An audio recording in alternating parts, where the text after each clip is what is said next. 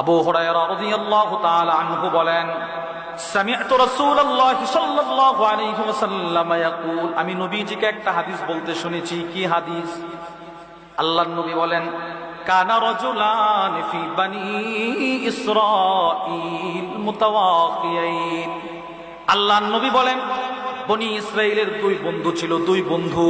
দুইজন কি ছিল? বন্ধু। ফাকানা আহাদুহুমা ইউদনি ওয়াল আখার মুজতাহিদুন ফিল ইবাদা। দুই বন্ধুর এক বন্ধু শুধু গুনাহ করে, আর অপর বন্ধু শুধু ইবাদত করে, শুধু ইবাদত। একজন ইবাদতকারী, আরেকজন বলেন না গুনাহগার। একজন কি? একজন গুনাহগার, আর অপর বন্ধু কি? একজনের শুধু ইবাদত, আরেকজন শুধু গুনাহ করে। আল্লাহর রাসূল বলেন, ফাকানা লা ইয়াজালুল মুজতাহিদু ইয়ারাল আখার। ওই ইবাদতকারী বন্ধু যখন তার গুনাহগার বন্ধুকে দেখতো, যখনই দেখে বন্ধুকে বলে, বন্ধু আর কত গুনাহ করবি, আকসির, এবার তুই গুনাহ থেকে ফিরে আয়, গুনাহ ছাড়, থাম, আল্লাহর কাছে তওবা কর। ইবাদতকারী বন্ধু তার বন্ধুকে যখনই দেখতো ইবাদতের দাওয়াত দিত। আল্লাহর রাসূল বলেন, সে তার বন্ধুর দাওয়াত কর্ণপাত করতো না, কানে নিত না, সে তার গুনাহ করতেই থাকতো। আল্লাহর রাসূল বলেন, ফাওয়াজাদাহু ইয়াওমান আলা দামবিন।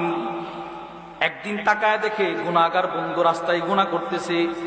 ইবাদতকারী বন্ধু ওই গুনাহগারকে বলতে লাগলো, বন্ধু আর কত গুনাহ করবি, এবার গুনাহ ছেড়ে দে, আল্লাহর পথে আয়, ফিরে আয়, কত তোকে দাওয়াত দিব, আর ভালো লাগে না, এবার তুই কমসে কম গুনাহ ছেড়ে ভালো হয়ে যা।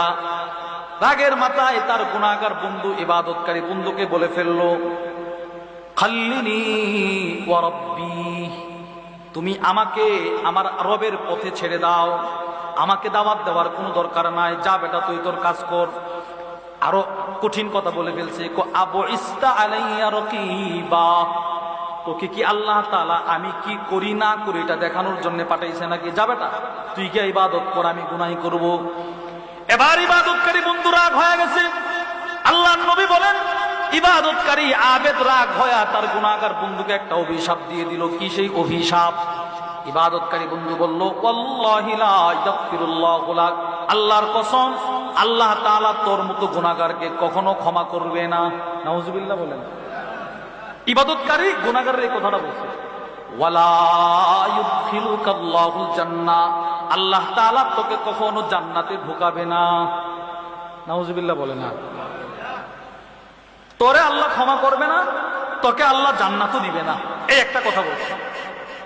আল্লাহর রাসূল বলেন, ফাকবাদা আরওয়াহুমা, কয়েকদিন পরে দুজনের মৃত্যু হয়ে গেল।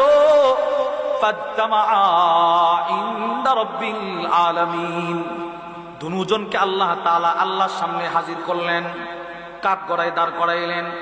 আল্লাহর রাসূল বলেন, আল্লাহ তাআলা ওই ইবাদতকারীর প্রতি রাগ নিয়ে বলতেছেন, ওয়াকালা লিল মুজতাহিদ, আল্লাহ তাআলা ইবাদতকারীকে বললেন, আকুনতা বি আলিমা, আমি আল্লাহর দয়া সম্পর্কে তোমার কতটুকু ধারণা ছিল?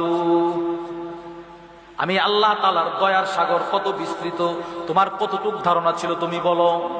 সে চুপ, কোনো কথা বলে না।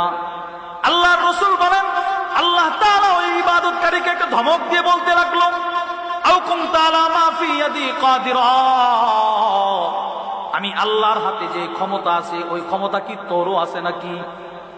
তুই যে তারে বলছিলি আমি আল্লাহ তারে ক্ষমা করব না, তুই যে দুনিয়াতে তাকে বলছিলি আমি আল্লাহ তাকে জান্নাত দিব না, এর মানে বোঝা যায় আমি আল্লাহর ক্ষমতার অংশ তোরও আছে নাকি?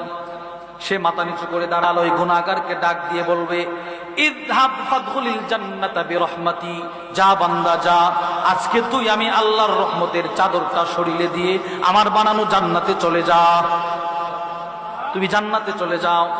এবার আল্লাহর নবী বলেন, ওই ইবাদতকারীকে আল্লাহ তাআলা বলবে, ইযহাবু বিহি ইলান নার, এই ইবাদতকারীকে তোমরা জাহান্নামে